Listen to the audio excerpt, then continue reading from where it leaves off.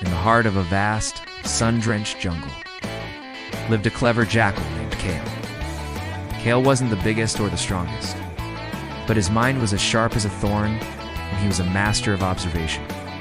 His days were spent weaving through the tall grasses, his ears twitching, catching every whisper of the wind.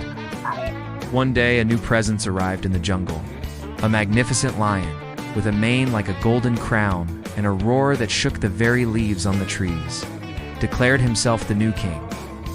His name was Leo. All the animals bowed to Leo, impressed by his sheer power. All except Kale. The little jackal watched from a distance, his mind buzzing with questions. He saw Leo hunt, but noticed the king often grew tired after a single chase. He saw him command other animals, but noticed he rarely listened to their advice. Kale believed that true strength wasn't just about muscle. It was about wisdom, stamina, and working together with others. He decided he wanted to show the jungle what real leadership looked like, so Kale devised a plan. He approached Leo not with a challenge of strength, but with a friendly proposition. "O mighty King Leo," he said with a respectful bow, "I am but a humble jackal, but I know this jungle like the back of my paw. Allow me to be your guide, your strategist. Together, we can ensure this kingdom thrives like never before." Leo, amused by the jackal's boldness and a little lazy from a big meal, agreed. He thought, what harm could a small jackal do? Their first venture together was a hunt.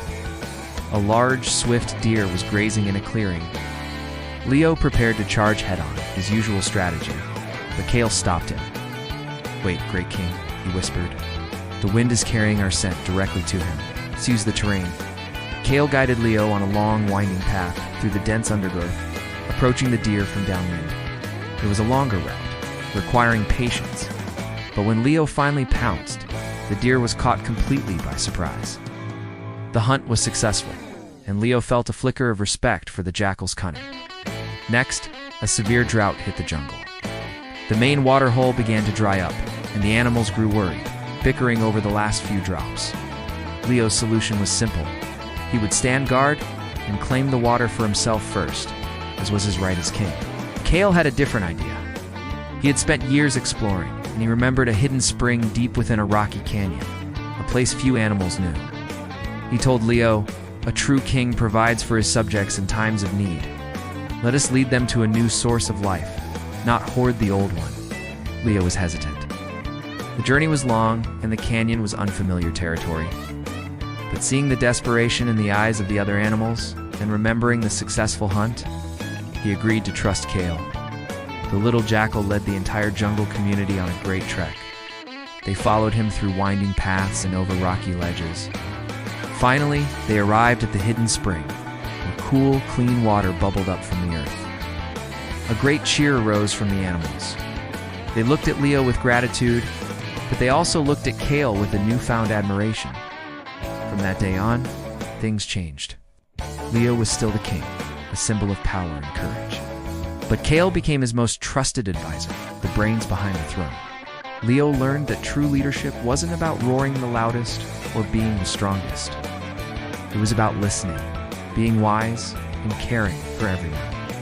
The jackal and the lion, an unlikely pair, ruled together. The jackal provided the strategy, the lion provided the strength. And under their combined leadership, the jungle entered an age of peace and prosperity it had never known before.